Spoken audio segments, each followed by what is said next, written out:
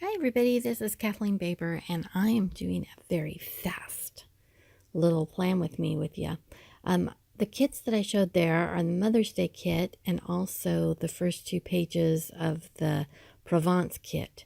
So the bulk of the kit is exactly the same. It's just the full boxes that are different between the two kits.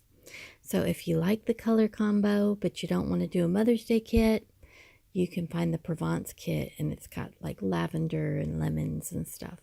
And so this Mother's Day kit was kind of fun to put together. It's all kind of the stages of being a mom, from the time they're little infants to toddlers to kiddos playing in the backyard to going off to school and then graduating.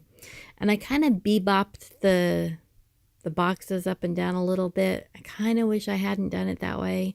I mean, not that I hate it, but the way I kind of filled it in with my little work schedule stickers wasn't my favorite. But it was a busy week. It's been a busy couple of weeks, really stressful with some family things, and certainly makes you appreciate Mother's Day and that you do all this stuff for love. For sure. And I hope that you guys are having a great Mother's Day weekend.